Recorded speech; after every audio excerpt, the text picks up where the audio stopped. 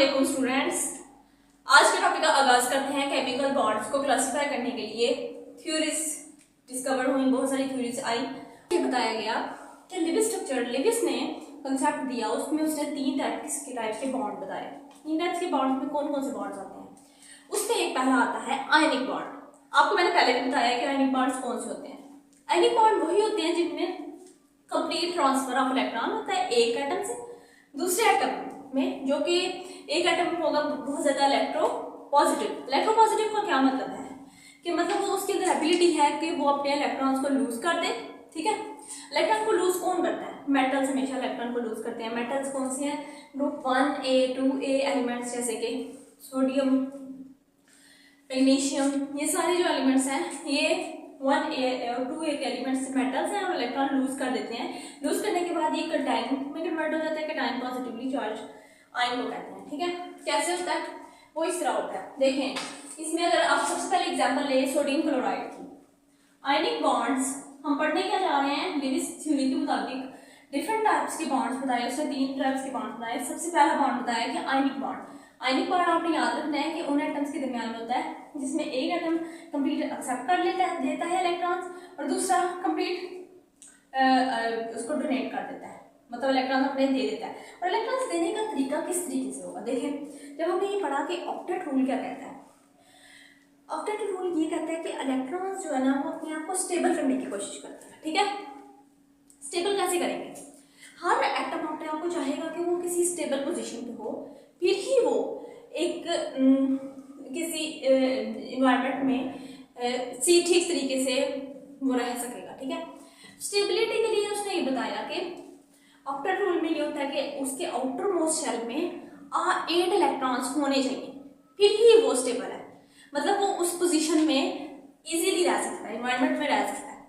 तो स्टेबिलिटी के लिए क्या होता है कि अब कोई भी आउटर मोस्ट शेल है किसी भी एटम की, उसकी आउटर मोस्ट शेल में अगर 1 इलेक्ट्रॉन है, ठीक है, सोडियम की एग्जांपल ले लें। सोडियम का इलेक्ट्रॉन नंबर 11 है, सोडियम 11। इसकी इलेक्ट्रॉनिक कॉन्फ़िगरेशन आपको अगर नहीं आती तो आप वीडियो से देख सकते हैं, मैंने उसकी अपलोड कर दी हुई है, लेकिन बहुत इजी है। इसकी इलेक्ट्रॉनिक कॉन्फ़िगरेशन 11 तक करेंगे। 1s2 2s2 2p6 3s1। ठीक है, इसकी आउटर मोस्ट शेल कौन सी होगी? जो सबसे ज्यादा नंबर वाला 3 है ना, इसमें जितने भी सब शेल आ सकते हैं वो आउटर मोस्ट है। अब आउटर मोस्ट शेल जो है उसमें एक ही इलेक्ट्रॉन है। ठीक है, जब किसी भी एटम में एक इलेक्ट्रॉन है और वो स्टेबल कब होता है? जब वो अपने 8 इलेक्ट्रॉन्स को कंप्लीट रखता है। आउटर मोस्ट शेल में उसके 8 इलेक्ट्रॉन्स होने चाहिए। ठीक है, अब प्रॉब्लम क्या है सोडियम के साथ? सोडियम के आउटर मोस्ट शेल में 8 इलेक्ट्रॉन्स नहीं है। अब इसके लिए इजी ये है कि ये 7 इलेक्ट्रॉन्स को ले, बहुत डिफिकल्ट है क्योंकि वैसे तो ये मेटल है हमें पता है, लेकिन कोई न्यू स्टूडेंट उसको समझाने के लिए मैं ये कंसेप्ट दे रही हूँ कि इसके लिए ये इजी है कि ये अपना एक इलेक्ट्रॉन दे दे। अरे ये एक इलेक्ट्रॉन दे देगा, समझे, एक इलेक्ट्रॉन दे देगा, रिमूव कर देगा। तो ये कैसे क्या बनेगा? इसकी आउटर मोस्ट शेल कुछ इस तरह हो जाएगी। मैं आपको ना इसके इलेक्ट्रॉनिक कॉन्फ़िगरेशन हर शेल की ना इस तरह लिखती हूँ कि 1 में 2 है ना, 2 है, 2 में 8 है, 8 इलेक्ट्रॉन्स और 3 में 1 है। ठीक है, अब ये अगर आपने एक इलेक्ट्रॉन दे देगा, ठीक है, तो इसकी आउटर मोस्ट इलेक्ट्रॉनिक कॉन्फ़िगरेशन 1 खत्म हो जाएगा, तो ये कन्वर्ट हो जाएगा ना 2 8 में। तो हमें क्या चाहिए था? हमें चाहिए था ऑक्टेट रूल की स्टेबिलिटी के मुताबिक कोई भी एटम तब स्टेबल होगा जब उसके आउटर मोस्ट शेल में 8 इलेक्ट्रॉन हो। इसके 8 इलेक्ट्रॉन एक इलेक्ट्रॉन देने से बनते हैं, तो ये क्या होगा? और इलेक्ट्रॉन दे देगा। एक इलेक्ट्रॉन देने के बाद इसकी outer most shell electronic configuration 2 और 8 में करके यहाँ तक रह जाएगी और ये कन्वर्ट हो जाएगा सोडियम पॉजिटिव में और 1 इलेक्ट्रॉन इसने दे दिया। ठीक है, अगर इसके साथ ही क्लोरीन, इसका बॉन्ड बनता है ना सोडियम क्लोराइड में, क्लोरीन का हम देखते हैं CnACl। अब हम क्लोरीन का देखते हैं, क्लोरीन इसके बॉन्ड कैसे बनाता है। इसका एटॉमिक नंबर 17 है और इसकी electronic configuration, outer most electronic configuration जो है वो है 3s2 3p5। मैं सिर्फ आउटर मोस्ट लिख रही हूँ। क्योंकि हमारा जब भी कोई बॉन्ड बनता है तो उसमें outer most electronic configuration involve होती है। तो जब ये इसमें 7 इलेक्ट्रॉन्स हैं, ठीक है ना, 7 इलेक्ट्रॉन्स हैं, पीछे वाली हम इस तरह इसकी बिल्कुल पीछे वाली इतनी ही है, 2 और 8 है, 8 2। अब इसको चाहिए क्या, इसको सिर्फ एक इलेक्ट्रॉन चाहिए, और ये है भी बहुत इलेक्ट्रोनेगेटिव, मीन्स कि इसके अंदर एबिलिटी है कि इलेक्ट्रॉन को अपनी तरफ खींच सकता है, क्योंकि ये नॉन मेटल है, और ये इलेक्ट्रॉन को खींचने के बाद अपनी तरफ खींचने के बाद ये एक इनायन बन जाता है।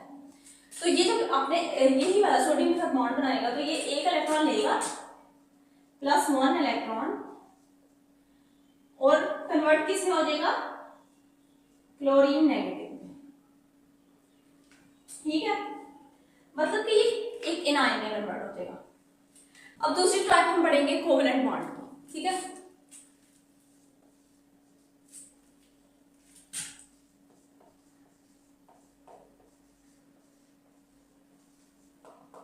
कोवलेंट बॉन्ड क्या होता है, उसमें हमने आयनिक पे तो पढ़ा था कि एक ने इलेक्ट्रॉन दे दिया दूसरे ने इलेक्ट्रॉन ले लिया। कोवलेंट बॉन्ड में कुछ यूं होता है कि दो एटम्स इलेक्ट्रॉन्स को शेयर करते हैं, मतलब कि वही एटम जो इलेक्ट्रॉन, एक बॉन्ड बनता कैसे है, बॉन्ड बनता है 2 इलेक्ट्रॉन से, एक एटम इलेक्ट्रॉन देता है दूसरा भी इलेक्ट्रॉन देता है, दोनों इलेक्ट्रॉन देते हैं और एक बॉन्ड बनाते हैं। मतलब ये कि वन बॉन्ड, एक बॉन्ड बना है उसमें 2 इलेक्ट्रॉन इन्वॉल्व है।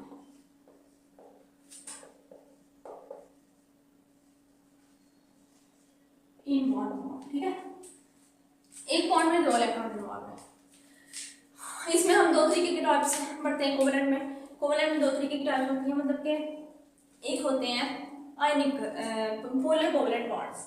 पोलर कोवलेंट बॉन्ड्स का मतलब क्या होता है, वो उसका मतलब होता है 2 साइड्स, अगर 2 साइड्स कोई भी एटम, कोई भी 2 एटम्स एक दूसरे के साथ बॉन्ड बना रहे हैं, जैसे कि क्लोरीन लेते हैं, ठीक है, Cl2, ठीक है। अब Cl2 का हमने बॉन्ड बनाया है इसकी आउटर मोस्ट शेल में, दोनों क्लोरीन एटम्स की आउटर मोस्ट शेल में 7 इलेक्ट्रॉन्स हैं, 7 इलेक्ट्रॉन्स हैं, और दोनों को 1 इलेक्ट्रॉन चाहिए ताकि वो अपना ऑक्टेट कंप्लीट कर लें। तो करेंगे क्या, होगा कुछ यूं कि इसकी आउटर मोस्ट शेल में एक क्लोरीन एटम का स्ट्रक्चर बनाते हैं 1 2 3 4 5 6 7, ठीक है, और दूसरा क्लोरीन एटम बनाते हैं 1 2 3 4 5 6 7। अब हमारे पास, हमें पता था कि जो पेयर इलेक्ट्रॉन होते हैं वो बॉन्डिंग में इन्वॉल्व नहीं होते, इलेक्ट्रॉन्स वही बॉन्ड बनाते हैं जो अनपेयर्ड होते हैं। इसमें कितने अनपेयर्ड है, 1, इसमें कितने हैं, 1। अब ये दोनों अनपेयर्ड इलेक्ट्रॉन्स, अगर हम इसका स्ट्रक्चर कुछ इस तरह ड्रॉ कर दें,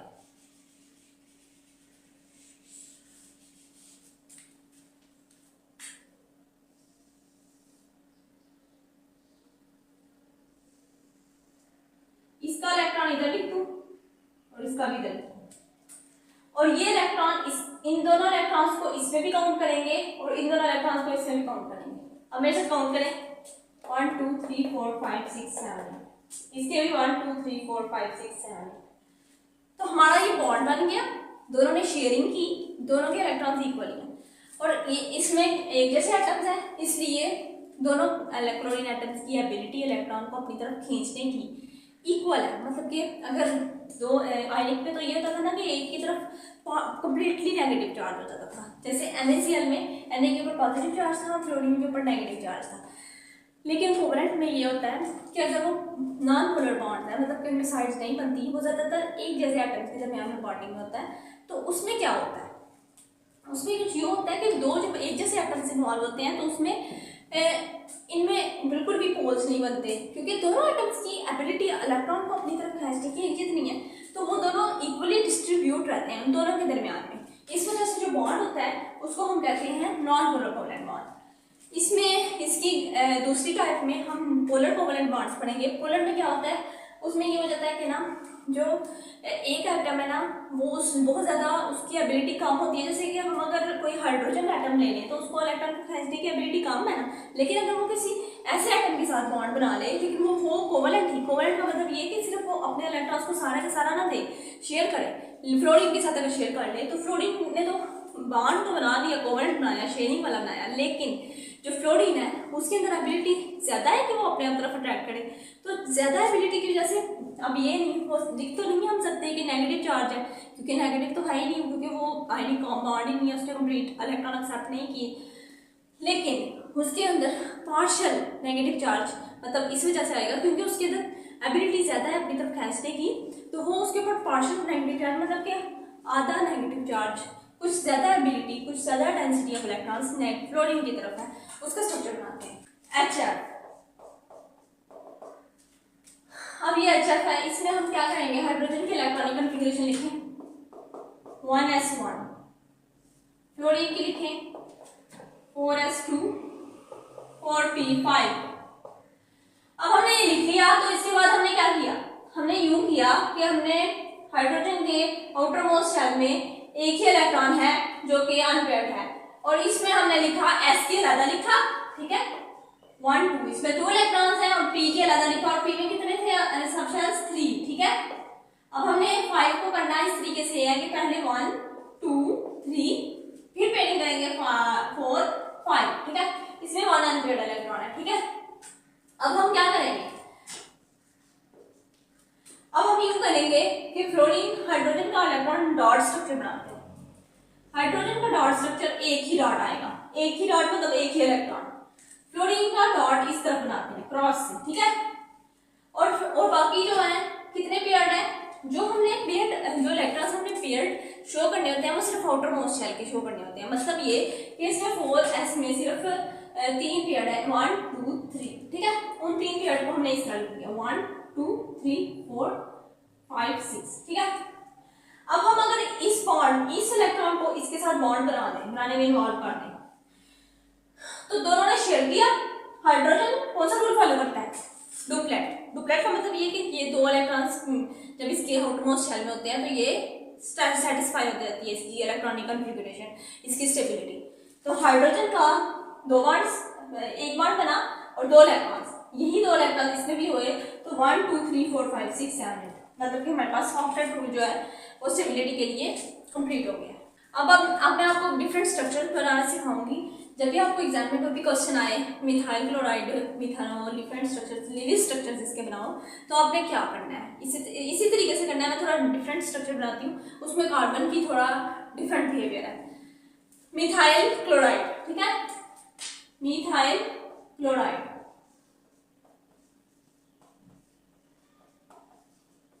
इसको मिथाइल का मतलब क्या है CH3, क्लोराइड Cl, ठीक है।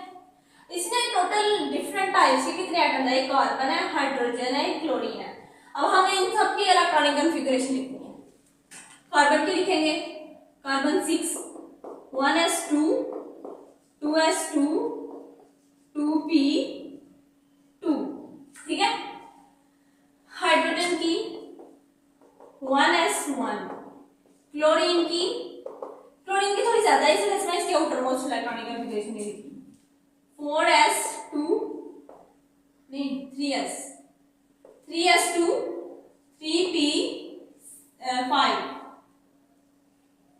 3p5, ठीक है। अब इनके आउटर मोस्ट शेल ये है, ये है, ये है। इसमें s जो s1 है हमको लगा एक ऑर्बिट पे 1 2, p वालों को अलग 1 2, इसमें सिर्फ एक ही है 1, इसमें 1 2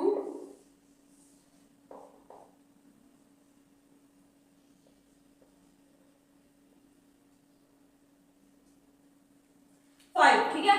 अब इनमें कार्बन का हम देखें अगर, तो इसमें अनपेयर्ड इलेक्ट्रॉन्स कितने हैं 2, लेकिन आपने याद रखना है कि जब भी ये सिर्फ कार्बन के टाइप्स में है जिसमें कार्बन हाइड्रोजन के साथ बॉन्ड बना रहा है, तो जब कार्बन हाइड्रोजन के साथ बॉन्ड, कार्बन और हाइड्रोजन इकट्ठे नजर आ जाए तो इसका मतलब क्या है, आपने उसी वक्त देख लेना कि ये एक ऑर्गेनिक कंपाउंड है। और कार्बन हमेशा ऑर्गेनिक कंपाउंड में 4 बॉन्ड्स बनाता है। वो कैसे बनाता है, इसके अलावा कहीं नहीं। कार्बन जो है 4 बॉन्ड्स बनाता है, वो कैसे बनाता है, इसमें क्या होता है एस के जो 2 इलेक्ट्रॉन है ना, वो ये ग्राउंड स्टेट कॉन्फ़िगरेशन है, ये 1 इलेक्ट्रॉन इसमें जंप कर देता है p में, ठीक है, p में जंप कर देता है। अब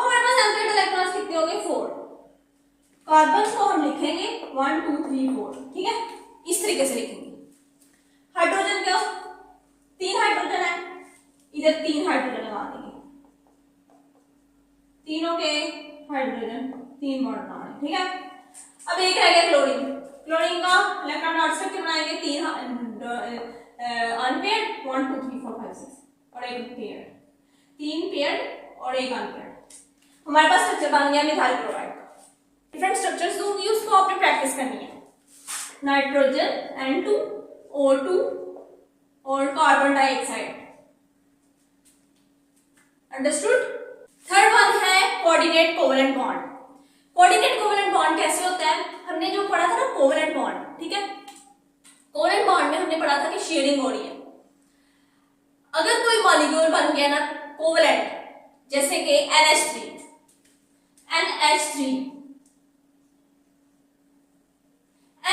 जो है ये कोवलेंट बॉन्ड के जरिए बना है। वो कैसे बना है मैं आपको बताऊं।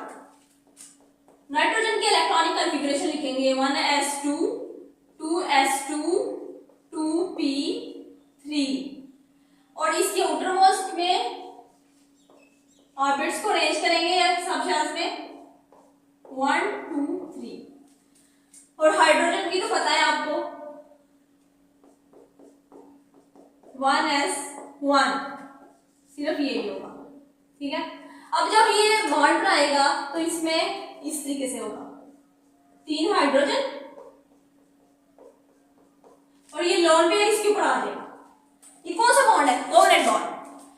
कोवलेंट बॉन्ड बनने के बाद भी ये एक और तरीके का शेयरिंग बॉन्ड बनाएगा जिसे हम कहेंगे कोऑर्डिनेट कोवलेंट बॉन्ड। वो कैसे बनाएगा आप समझिए। हमने NH3 का स्ट्रक्चर ड्रॉ किया, आपको समझ आ गई होगी NH3 का स्ट्रक्चर। अब आपने मेरे साथ साथ BF3 का भी बनाना है। BF3 की भी इलेक्ट्रॉनिक कॉन्फ़िगरेशन लिखनी है।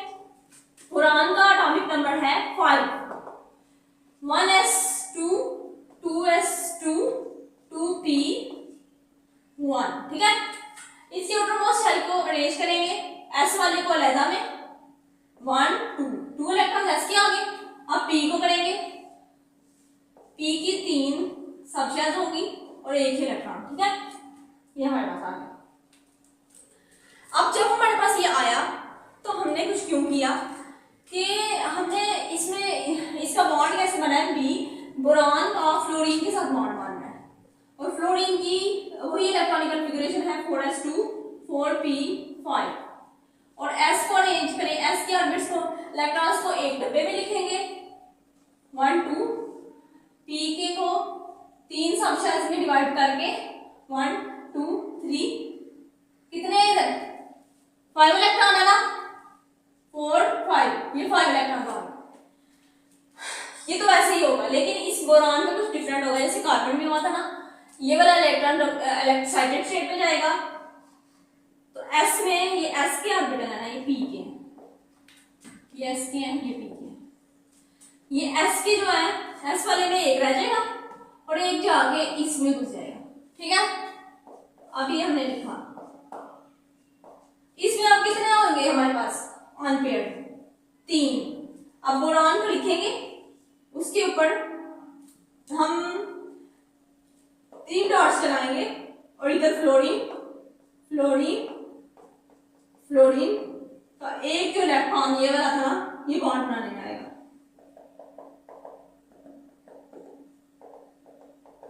ठीक है।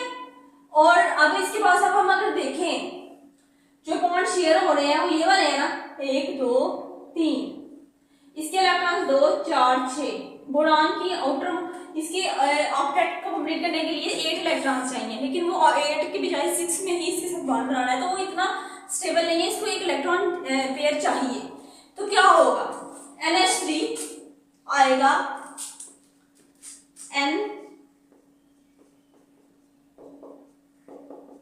N के ऊपर एक लोन पेयर है, ये लोन पेयर इसको डोनेट करेगा क्योंकि ये इलेक्ट्रॉन डेफिशिएंट है, इसके अंदर 8 इलेक्ट्रॉन्स नहीं है। तो स्ट्रक्चर कुछ यूं बनेगा NH3 और इसको हम ऐसे करके कि ये इलेक्ट्रॉन्स को दे रहे हैं एरो के साथ शो करेंगे, कोऑर्डिनेट कोवलेंट बॉन्ड बनाना है। इसकी वजह से नाइट्रोजन के ऊपर पॉजिटिव चार्ज आ जाएगा क्योंकि ये इलेक्ट्रॉन दे रहा है और बोरान के ऊपर नेगेटिव चार्ज आ जाएगा। हमारा ये बॉन्ड बन गया कोऑर्डिनेट कोवैलेंट। इसी तरह H2O का स्ट्रक्चर बनाए। आपने जब भी लिविंग स्ट्रक्चर्स आएंगे ना, तो आपने स्ट्रक्चर बनाना सीख लिया तो आपके लिए बॉन्डिंग को, ट्रांसफरिंग को बहुत ईजी हो जाएगा। इसमें 2 आइटम्स हैं, डिफरेंट आइटम्स, वैसे तो 3 आइटम्स हैं लेकिन हाइड्रोजन 2 है, वो सेम एटम है, तो उसकी इलेक्ट्रॉनिक कॉन्फ़िगरेशन लिखी है हाइड्रोजन की 1s1, ऑक्सीजन की 1s2, 2s2, 2p4, ठीक है। अब हमने इसके s सब शेल को लिखा, इसके इलेक्ट्रॉन्स को लिखा, इसमें 1 इलेक्ट्रॉन है, इसको ऐसे लिख दिया। इसमें भी आउटरमोस्ट ही लिखनी है क्योंकि आउटरमोस्ट 2 वाली है ना, उसमें s में कितने हैं 2 इलेक्ट्रॉन्स। p को 3 सब शेल्स में डिवाइड करके 1 2 3, फिर इलेक्ट्रॉन्स को लिखेंगे 1 2 3 4। अब ये p की होगी, ठीक है। अब इसमें ऑक्सीजन एटम को हम ड्रॉ करेंगे सेंट्रल एटम लेवल पे। ऑक्सीजन में कितने पेयर्ड इलेक्ट्रॉन्स हैं 1 और 2, उनको हम इधर लिख देते हैं 1 2 3 4। हाइड्रोजन जो है इधर बॉन्ड बनाएगा एक इसके साथ, दूसरा हाइड्रोजन इधर बॉन्ड बनाएगा इसके साथ। इस तरीके से एक अनपेयर्ड इलेक्ट्रॉन ऑक्सीजन का इस हाइड्रोजन के साथ, एक इस हाइड्रोजन के साथ। जब ये इसके साथ बॉन्डिंग बनाएगा तो हमारे पास ऑक्सीजन के 8 इलेक्ट्रॉन्स कंप्लीट हो जाएंगे और हाइड्रोजन का 1 इलेक्ट्रॉन हो जाएगा, ठीक है। अब अगर ये ऑक्सीजन एटम इसके ऊपर लोन पेयर है, डेटिव कोवैलेंट बॉन्डिंग जो होती है ना, वो होती ही किसी एक मॉलिक्यूल के ऊपर लोन पेयर होता है। तो वो लोन पेयर जो होता है ना, लोन पेयर ऑफ इलेक्ट्रॉन्स, मतलब कि ये इलेक्ट्रॉन्स जो लोन पेयर का मतलब है कि ये इलेक्ट्रॉन्स किसी बॉन्डिंग में इन्वॉल्व नहीं है, ये फ्रीली मौजूद है। तो फ्रीली मौजूद इलेक्ट्रॉन्स जो होंगे वो किसी और एटम या मॉलिक्यूल या कोई ऐसा इलेक्ट्रॉन डेफिशिएंट स्पीशीज जिसके पास इलेक्ट्रॉन की कमी है उसको दे देगा। अगर ये हाइड्रोजन आयन को, हाइड्रोजन ज्यादातर पॉजिटिव की फॉर्म में होता है, ठीक है, इसके पास इलेक्ट्रॉन की कमी है, अगर ये इसको दे दे इलेक्ट्रॉन तो क्या बनेगा, ऑक्सीजन के ऊपर क्या चार्ज आएगा, इसने इलेक्ट्रॉन दिया पॉजिटिव चार्ज आएगा। ये वाला लोन पेयर तो ऐसे करके शो कर दिया हाइड्रोजन का, बाकी हाइड्रोजन ऐसे एक ही लोन पेयर रह गया वो ऐसे। और इस मॉलिक्यूल को कहते हैं oxonium ion.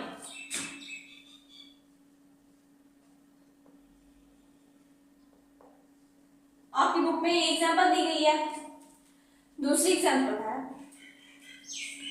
Carbon monoxide. Carbon monoxide का मॉलिक्यूलर स्ट्रक्चर है CO। कार्बन की मैंने आपको जिस तरीके से पहले बताई थी ना कि वो कार्बन जो है वो 3-4 बॉन्ड्स बनाता है, लेकिन जब हम हाइड्रोजन के साथ करते हैं ना केसेस में ऑर्गेनिक कंपाउंड में, उसमें 4 बॉन्ड बनाना है, लेकिन ये कार्बन मोनोऑक्साइड है, ये इनऑर्गेनिक कंपाउंड है क्योंकि इसमें हाइड्रोजन इन्वॉल्व नहीं है। तो इसमें क्या होगा, कार्बन 2 ही बॉन्ड बनाएगा, वो एक्साइटेड स्टेट में जाने वाले काम नहीं होगा। इसकी इलेक्ट्रॉनिक कॉन्फ़िगरेशन आउटर मोस्ट है 2s2 कार्बन की 2p2 और ऑक्सीजन 8 की 2s2 2p4। बिल्कुल वैसे ही ड्रॉ करेंगे 1 2। समझ आ रही है ना आपको, इसकी भी ऐसे करेंगे, ठीक है। इसमें ये 2 इलेक्ट्रॉन्स जो अनपेयर्ड है ये रिएक्शन में इन्वॉल्व होंगे, ये 2 होंगे, ठीक है। कार्बन का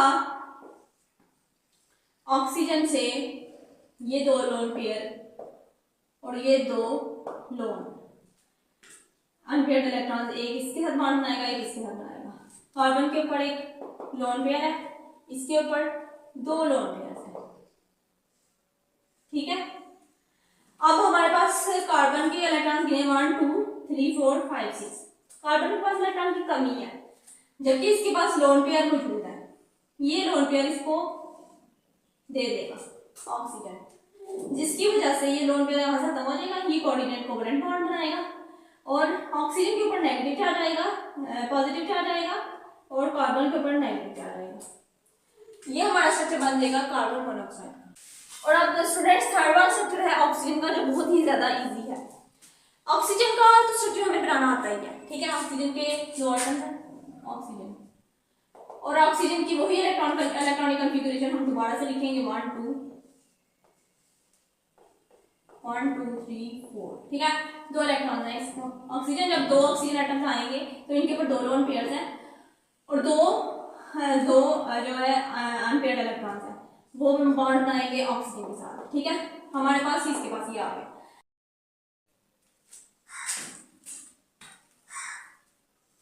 अच्छा तो स्टूडेंट्स, मैंने आपको ये स्ट्रक्चर बना के दिया है ओजोन का। वो ओजोन का स्ट्रक्चर कैसे बनाया है मैं बताती हूँ। O2 का मॉलिक्यूल का स्ट्रक्चर तो बना दिया था ना, ये था। अब इसके ऊपर लोन पेयर है और ऑक्सीजन का हम अगर स्ट्रक्चर बनाए सिर्फ एक एटम का, तो इसके दो लोन पेयर्स ये और ये वाले दो लोन पेयर इधर, ये दो एक लोन पेयर इधर और ये दो इलेक्ट्रॉन्स को इधर लिखती है, ठीक है। अब हमारे पास एक ऑक्सीजन मॉलिक्यूल है और एक ऑक्सीजन एटम है।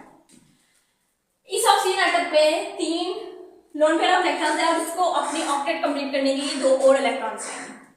जब ये वाटर ऑक्सीजन मॉलिक्यूल इसके पास आएगा तो इसका लोन पेयर जो है वो इस ऑक्सीजन एटम को देगा और वही वाला काम करेगा जो ब्रेटिन कोवेलेंट बॉन्डिंग में एक मॉलिक्यूल अपने लोन पेयर को दूसरे इलेक्ट्रॉन डेफिशिएंट स्पीशीज में दे देता है। जब ये इसको देगा तो क्या होगा, ये लोन पेयर इस फॉर्म में हमने एरो के फॉर्म में लगा दिया, इसके ऊपर 3 लोन पेयर्स थे, लोन पेयर ऑफ इलेक्ट्रॉन्स थे, वो हमने वैसे ही लिखे, ठीक है। और इसका ये लोन पेयर इसको एरो में देने में चला गया, बाकी लोन पेयर एक ही रह गया, इसका स्ट्रक्चर वैसा ही रहा और ये कुछ इस तरीके का बेंड स्ट्रक्चर बनाता है जिसे हम कहते हैं ओजोन मॉलिक्यूल। आपकी बुक में जितनी भी एग्जांपल्स थी वो मैंने आपको बता दी है। इसका लिविंग स्ट्रक्चर को ट्राई करें, खुद अपनी प्रैक्टिस करें और इसको समझें। जो भी कंफ्यूजन हो तो यू कैन आस्क मी, मैं आपको इसके बारे में गाइड करूंगी। लेकिन आप जब तक इसको खुद से प्रैक्टिस नहीं करेंगे ना, तब तक आपको ये स्ट्रक्चर्स बनाना नहीं आएंगे। लेकिन अभी तक ये स्ट्रक्चर, ये वाली थ्योरी भी इतनी ज्यादा एक्सेप्टेबल नहीं थी। ये सिर्फ और सिर्फ इसके इलेक्ट्रॉन डॉट स्ट्रक्चर को ही बताती है कि ये स्ट्रक्चर्स, ये इलेक्ट्रॉन्स किस तरीके से एक दूसरे में वो हुए हैं, बॉन्डिंग में इन्वॉल्व हुए हैं। लेकिन ये तो नहीं ना बता पा रही कि इसका बैंड स्ट्रक्चर क्यों है, इसका स्ट्रेट स्ट्रक्चर क्यों है। वो हम पढ़ने के लिए उसकी एडवांस थ्योरीज की तरफ जाएंगे, जैसे कि वेस्पर्ड, एमओटी, वो हम नेक्स्ट लेक्चर में पढ़ेंगे। इस लेक्चर के लिए इतना ही। आपको कोई क्वेरी हो तो आप मुझे पूछ सकते हैं। मिलते हैं नेक्स्ट लेक्चर में, तब तक के लिए अल्लाह।